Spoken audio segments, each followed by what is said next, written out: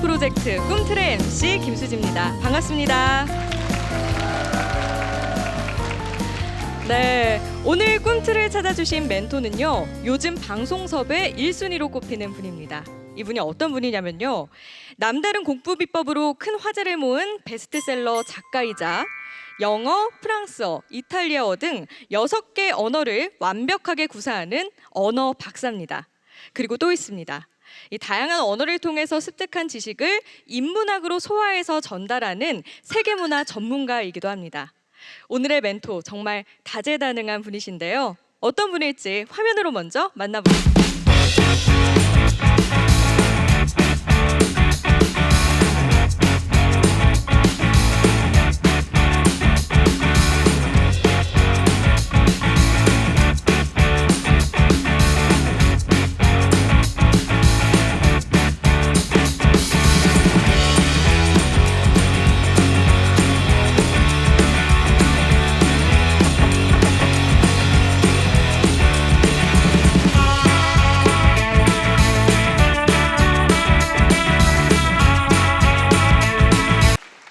네, 오늘 꿈틀의 멘토 세계문화 전문가 조승현 씨입니다. 자리로 오실게요. 여러분 큰 박수 부탁드립니다. 네, 조승현 씨 반갑습니다. 반갑습니다. 우리 학생들에게 인사 한 말씀 부탁드릴게요. 안녕하세요. 인문학 작가 조승현입니다. 반갑습니다. 네, 아니 우리 멘토님이 요즘 정말 바쁘세요. 빠듯한 일정 속에서 오늘 원주 찾아주셨는데 원주에서는 꼭 강연을 하고 싶다라고 하셨다고 들었습니다. 예, 제가 나고 자란 곳이 바로 원주입니다. 박수 주셔야죠. 아니, 이 고향 후배들이 별로 반응이 없네요. 나 가야겠어, 서울에. 좀 더 뜨겁게 반응해 줄 겁니다, 이제. 네. 네, 오늘 이 고향 후배들과 함께하는 자리 저도 기대가 되는데요. 고향 선배님 조승현 씨가 우리 청소년들에게 어떤 희망의 메시지를 전달을 해주실지 기대해 보도록 하겠습니다. 자, 여러분 힘찬 박수로 강연 청해 보겠습니다.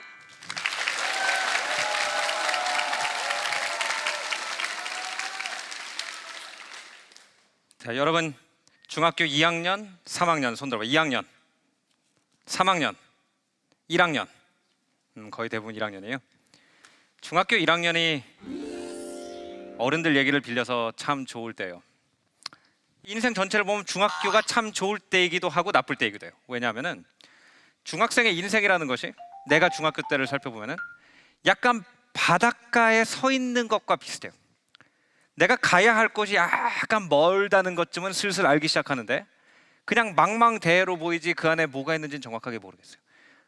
고등학교도 가야 되고 대학교도 가야 되고 대학이 끝나면 뭔가를 해가지고 내가 벌어먹고 살아야 된다는 건 알고 있는데 거기에 뭐가 있는지는 전혀 모르는 이 막막한 나이, 그때가 바로 중학교죠. 나 같은 경우에는 그 나이가 30까지 갔어요. 뭐를 해서 먹고 살아야겠는지 밖에 뭐가 있는지 모르는 나이. 내가 대학교 2학년 때 우리 부모님이 좀 크게 경제적인 어려움을 겪게 돼요. 내가 그때 대학교 2학년이었는데 미국에 혼자 살고 있었어요. 갑자기 학비가 안 오는 거예요.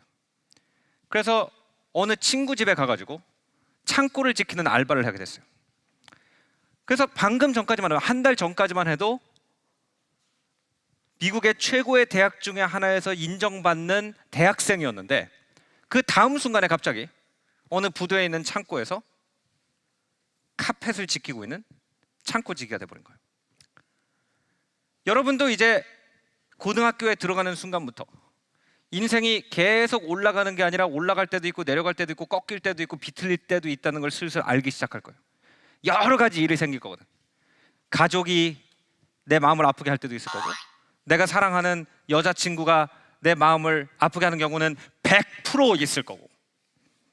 웃는 학생들 몇 명 있어요. 이미 아는 거야 무슨 뜻인지. 그리고 내가 생각했던 것대로 100% 아무것도 안 될 거예요.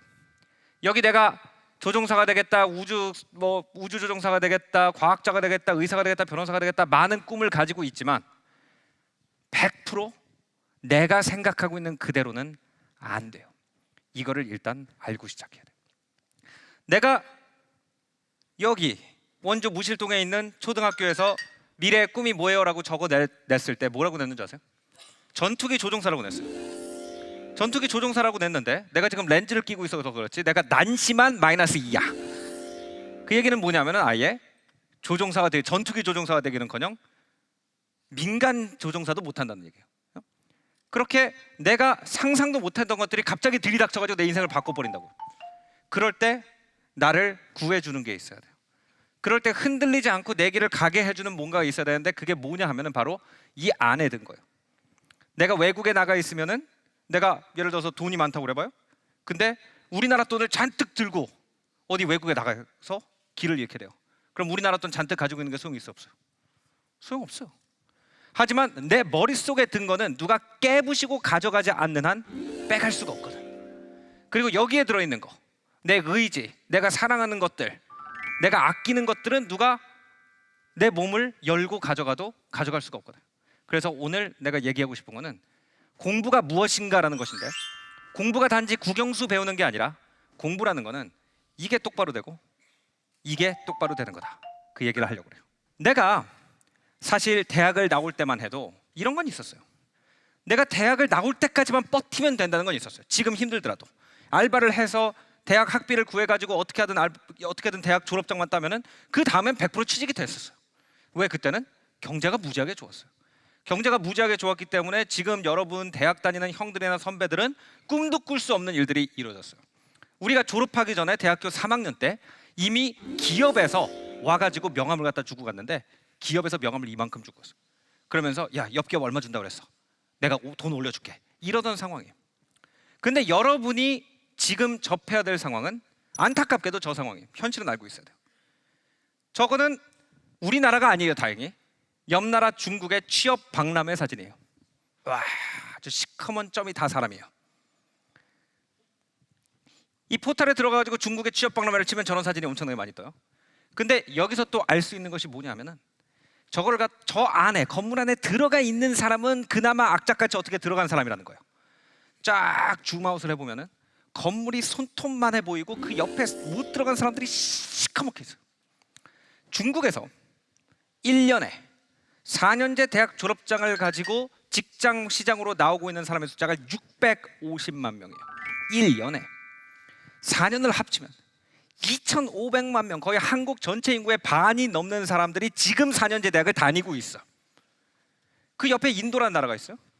인도에서 1년에 배출하는 대학 학생의 숫자는 250만 명이에요. 중국하고 인도에서 1년에 배출하는 대학생들의 숫자를 합치면은 거의 서울 인구만큼 여러분이 취직해야 되는 글로벌 기업에 나도 일하고 싶습니다 하고 졸업장을 가지고 달겨들어요. 그게 이 모습이에요. 그러면 여러분이 지금부터 생각해야 될 거는 뭐냐면은 나도 저기에 끼고 싶은가 아닌가야?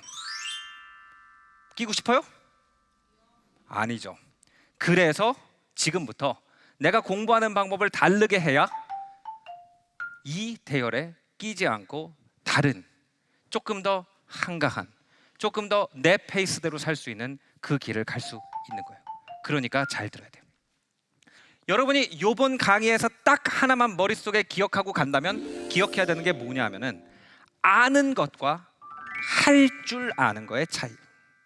영어 지금 공부하고 있는 사람, 자, 영어 단어로 hot이라는 단어를 던지면 무슨 뜻이에요?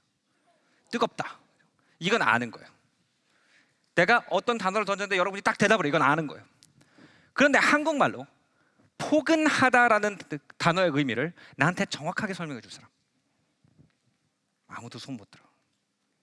내가 포근하다라는 단어의 의미를 어떤 전문 사전에서 찾아봤더니 그나마 나한테 가장 납득이 잘 되는 포근하다의 의미는 뭐였냐면 피부가 표면 장력이 비교적 약한 부드러운 물체와 접촉했을 때 일어나는 세로토닌 분비에 의해서 발산되는 일종의 쾌감이라고 써 있어요.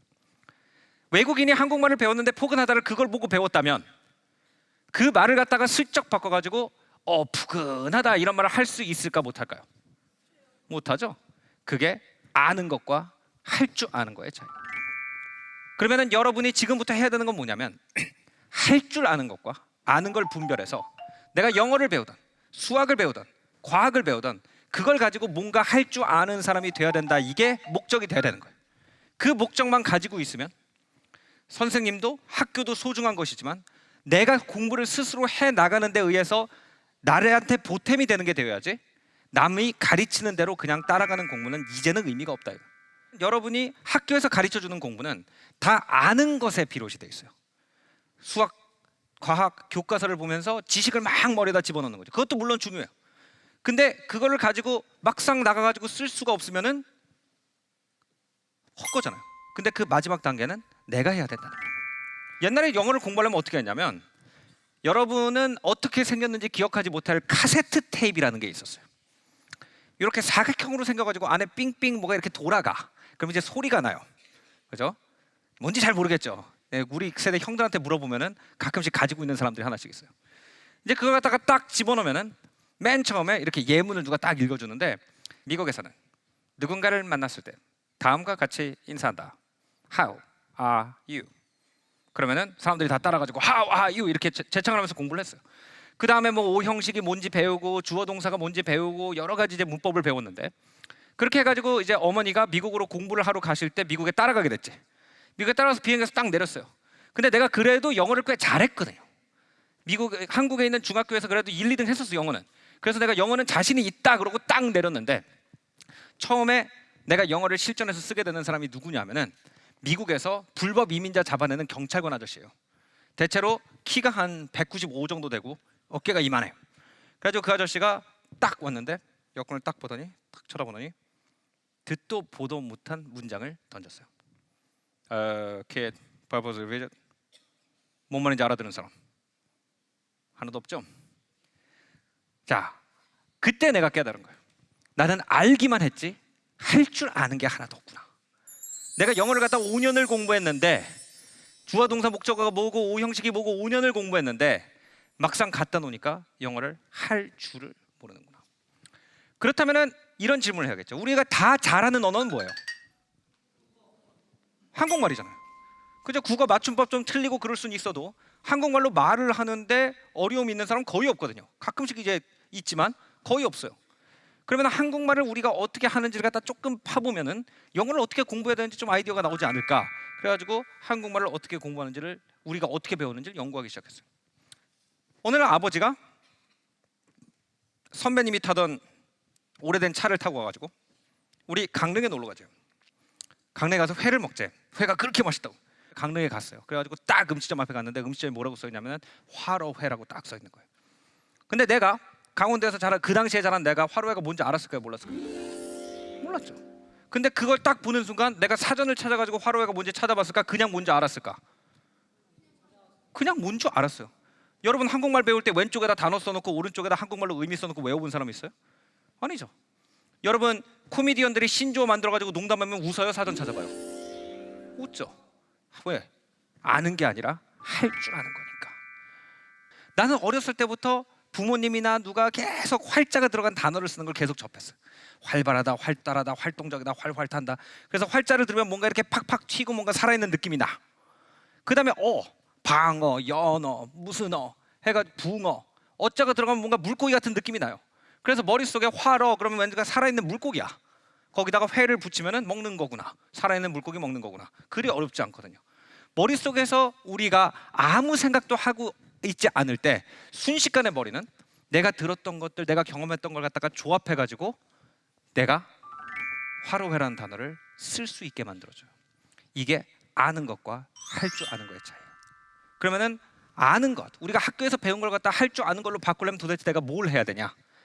내가 뭘 해야 되냐면 나는 눈을 훈련시켜야 돼요. 세상을 보는 눈을 다르게 볼 줄 알아야 돼요. 자, 무슨 얘기인지 제가 얘기해 줄게요. 자동차 좋아하는 사람 꽤 있어요. 남자 학교다 보니까 운전을 처음 배우게 되면은 처음에 이게 핸들이다, 이게 브레이크다, 이게 엑셀이다 막 이렇게 배워요. 물론 중요해. 그걸 알아야지 운전할 수가 있지. 근데 내가 운전을 하고 있는 중에 핸들을 왼쪽으로 꺾으면 왼쪽으로 가지라는 생각을 하면 어떻게 돼요? 대체로 사고가 납니다. 그죠? 운전을 오랫동안 한 사람은 그냥 왼쪽으로 가고 싶으면은 내가 아무 생각도 안 해도 그냥 손이 왼쪽으로 돌아서 차가 왼쪽으로 가요. 그 사람은 내가 왼쪽으로 간다고 생각하지 차를 왼쪽으로 돌린다고 생각을 안 해요. 유럽은 거의 대부분의 길들이 옛날 고풍스러운 도시들이 많다 보니까 자동차보다 조금 좁은 길들도 많아요. 그러니까 옛날에 마차를 타고 다니던 시절에 모든 길을 지었기 때문에 길들이 굉장히 좁아요. 그럼 그 좁은 길에서 막 오토바이도 다니고 자전거도 다니고 이런 데서 운전을 하려고 그러니까 정신을 차릴 수가 없는 거예요. 이게 여러분 앞으로 인생이 이렇다는 거예요. 중학교, 고등학교 때까지는 시키는 대로 쫙 나가는데 이제 대학교에 가면은 갑자기 선생님들, 교수님들이 뭐라고 그러냐면 알아서 공부를 하라고 그래요.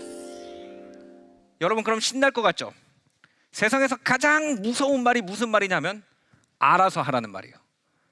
중고등학교 때는 시키는 것만 하면 되는데 대학에 가는 순간 알아서 공부해. 네가 무슨 과목 듣고 싶은지 네가 찾아. 네가 어떤 책 읽고 싶은지 너가 찾아. 이렇게 해가지고 알아서 공부하라고 그래요. 그때 여러분이 처음에 느낄 게 뭐냐면 그 혼돈이에요. 쫙 정해진 줄로 가다가 막 오토바이니 뭐니 왔다 갔다 하는 그런 느낌. 뭘 어떻게 결정해야 되는지 모르겠단 말이에요. 근데 그래가지고 나도 운전면허 학원을 다시 들어갔어요. 운전할 줄 모르니까 파리에서는. 그래가지고 운전을 계속 하는데 계속 오토바이 튀어나오면 거기다 들이박으려고 그러니까 선생님이 내리래요. 왜냐하면 자기도 살아야겠거든. 그래가지고 선생님이 내리라고 그러더니 학생, 미국에서 운전을 10년 했다는 사람이 왜 이래요? 저도 잘 모르겠습니다. 너무 뭐가 많아가지고. 그랬더니 한숨을 쉬더니 이렇게 얘기하는 거예요. 학생은 운전을 뭘로 한다고 생각합니까? 자동차 방향을 뭘로 바꾼다고 생각해요? 여러분 자동차 방향 뭘로 바꿔요? 그렇죠. 그게 다 우리가 그렇게 배우는 거예요. 그게 아는 사람과 할 줄 아는 사람의 차이가. 아는 사람은 핸들로 바꾼다고 얘기를 합니다. 근데 이 선생님은 옛날에 레이스 드라이버 출신이에요. 운전을 진짜 잘하는 사람이거든. 그래서 그분이 나한테 뭐라고 그랬냐면 운전은 자동차의 방향을 핸들로 돌리는 게 아닙니다. 자동차의 방향은 뭘로 돌리느냐? 자동차의 방향은 눈으로 돌리는 거예요. 그 얘기는 뭐냐 하면은 내가 쳐다보는 방향으로 자동차가 간다는 거예요. 그게 무슨 얘기냐면 오토바이가 갑자기 툭 튀어나왔는데 오토바이를 보면 차가 어디로 가요? 오토바이로 간다는 거죠. 그럼 사고가 나는 거죠. 그러면은 운전을 하는 사람은 뭘 보고 있어야 돼요? 길을 보고 있어야 돼요. 자기가 갈 길. 길이 지평선과 만나는 지점. 노란색 선이 더 이상 보이지 않는 지점을 보고 있으면은 여기서 왔다 갔다 하는 것이 굉장히 작아 보인대요. 내가 오토바이를 보고 있으면 이렇게 지나가는데 내가 이렇게 쳐다보고 있으니까 헷갈리는데 저기를 쳐다보고 있는데 오토바이가 지나가면은 지나가는구나 이렇게 간다는 거죠. 여러분이 내가 뭐를 공부하고 내가 뭐를 좋아하는지를 먼저 알면 여러분이 자라면서 수많은 사람들이 너 이거 해야 된다, 너 저거 해야 된다, 너는 이렇게 살아라, 저렇게 살아라, 학교 가면은 이거 공부해라, 이게 전망이 좋다 하는 얘기를 할 거예요. 근데 이 진로에서 가장 중요한 건 뭐냐면 내가 그걸 잘할 수 있느냐거든요. 예를 들어서 주변에서 이런 얘기해요. 내가 음악을 너무 좋아해요. 근데 음악하지 말라고 그러죠. 음악하면 먹고 살기 힘들다고. 음악하면 먹고 살기 힘든 건 맞아요. 근데 음악을 정말 잘하는 사람은 잘 먹고 살아요. 그러니까 내가 진로를 결정할 때 제일 중요한 건 뭐냐면 내가 그걸 잘할 수 있느냐지 그 업계 자체가 전망이 있는지가 아니라고요. 그러면 내가 뭘 잘할 수 있는지 누구만 알아요? 나밖에 몰라요. 그렇기 때문에 나와 가지는 시간을 오래 가져야 돼요. 나 혼자 앉아가지고 내가 뭘 좋아하는지 느낄 수 있는 시간을 가진 다음에 내가 확실히 그걸 알면 나는 이런 사람이라는 걸 확실하게 알면 운전을 할 때 지평선을 보는 사람이 되는 거예요. 앞에 자전거나 오토바이가 튀쳐나와도 돌아갈 수 있는 사람이 되는 거예요. 그게 여러분이 지금 공부를 하는 목적이에요. 중학교 때, 고등학교 때 단어 하나 더 외운다고 그게 중요한 게 아니라 지금 여러분이 공부를 하는 목적, 많은 책을 읽고 많은 여행을 다니고 선생님들이 얘기해주는 여러 가지 뭐 수학적, 과학적 지식을 갖다 접하는 이유가 그 중에서 나랑 맞는 게 무엇인지를 알아내라고 준 시간이에요. 여러분이 지금 이 시간에 내가 뭘 좋아하나 그거를 알아야 돼요. 그래서 그거를 알게 되면서 내 인생의 방향이 생기는 거거든요. 그래서 처음에 20대는 내가 탐험의 시기라고 써놨죠. 이것저것 해보는 거예요. 이것저것 해보고 최대한 많은 지식을 접하고 책도 읽어보고 여행도 가보고 사랑 싸움도 해보고 뭐 실현도 당해보고 해보면서 점점 나한테 안 맞고 나한테 맞는 게 뭔지가 좁혀져요. 그래가지고 나한테 맞는 게 뭐다라는 확신이 있으면 그때부터는 눈이 지평선 끝에 가 있어요. 눈이 지평선 끝에 가 있으면은 안 헷갈려요. 그때 위험한 순간을 지나칠 수는 있겠지만 차가 근본적으로 궤도에서 벗어나지는 않는 거예요. 지금 중학교 때 해야 될 제가 생각할 때 가장 중요한 건 내 길을 찾는 거. 내가 오토바이가 끼어들든 자전거가 끼어들든 내 길을 갈 수 있도록 저 길 끝에 무엇이 있는지에 대해서 고민하는 기회가 이 강연을 통해서 됐으면 좋겠습니다. 긴 시간 앉아 있느냐고 고생하셨습니다. 감사합니다.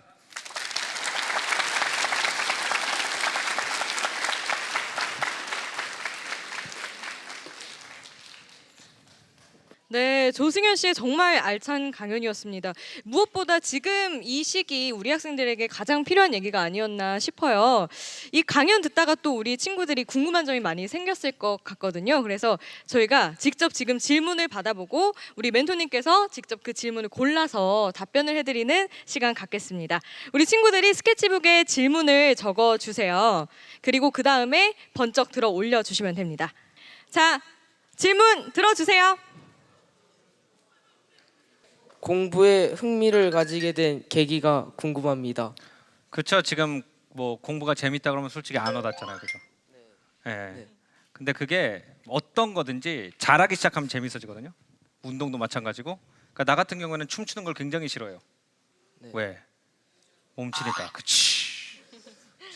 그래서 나는 어떤 계기가 있었냐면은 이제 내가 미국에 처음 갔어요. 미국에 처음 갔는데 외국인이니까 말이 버벅거리고 좀 이렇게 좀 왕따를 당하잖아요. 처음에 외국인이니까. 근데 거기 이제 조금 한국인이네? 난 한국에 대해서 좀 아는데 이런 친구들, 좀 공부 잘하는 친구들이 날 좀 입양했거든. 그래서 걔네가 좀 키웠어요. 이렇게 영어도 가르쳐주고. 근데 걔네들이 그 공부를 하는 걸 보면서 내가 지금까지 알던 공부와 굉장히 다른 거예요. 그러니까 뭐 누가 시켜야지 하는 게 아니라 그냥 자기네끼리 나는 과학 좋아하는데 어떤 과학자 신간이 나왔어. 그러면 서점 가서 지금 지가 혼자 읽어요. 그래가지고 뭐 그 다음에 친구끼리 앉아가지고 커피 마셨는데 자기가 막 알려주는 거야. 그래가지고 그걸 보고 멋있다. 그래서 일단 나는 멋있어서 공부에 끌리기 시작했어요. 그런 친구들을 보면서 야 멋있다, 닮고 싶다. 그래서 뭔가 이렇게 공부에 대해서 알아서 한 게 아니라 그냥 표면적인 그런 계기도 그러니까 처음에 그렇게 시작하더라도 나중에 이제 내실을 채워나가면 되는 것 같아요. 네, 우리 친구들도 멋있어지고 싶은 욕심 분명히 있을 텐데요. 그러니까 공부를 네. 잘하고 멋있는 친구를 좀 찾아봐요. 그리고 그 롤 모델들도 이렇게 연예인들도 물론 좋고 그러지만 좀 이렇게 지식인들 중에서 멋있는 사람들이 있거든요. 그런 사람들을 좀 지켜보고 어떻게 사는지 그 사람들 하는 얘기도 들어보고 그러면 나도 닮고 싶다 그런 이제 의욕이 좀 생길 것 같아요. 오늘 우리 멘토님을 딱 멘토로 삼아도 좋을 것 같고요. 저는 좀 놀아가지고 네, 좋습니다. 그러면 다음 질문 또 받아볼게요. 질문 올려주세요. 저는 1학년 2반 황창기예요. 후.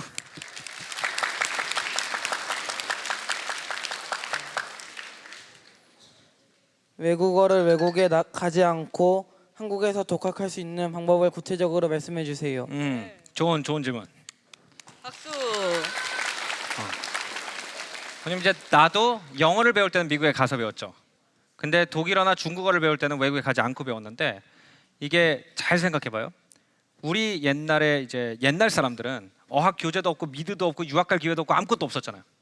근데도 외국어를 진짜 잘했거든요. 그러니까 우리 조상들만 생각해봐도 한문으로 다 편지 쓰고 그랬잖아요. 근데 그 옛날 중국어잖아요, 한문이. 그런데도 소통에 막힘이 없고 그걸로 연애 편지도 쓰고 시도 짓고 심지어 그거 가지고 놀았잖아요. 정자 가가지고 이렇게 음악 한 곡조 이렇게 하면은 거기다 탁 시지면서. 지금 영어 해가지고 그 정도 하는 사람 거의 없거든요. 그래서 저는 그 방식을 갖다가 써봤는데 그게 괜찮아요. 그게 뭐냐면은 그냥 되건 안 되건 그 나라 말로 쓴 명작들이 있어요.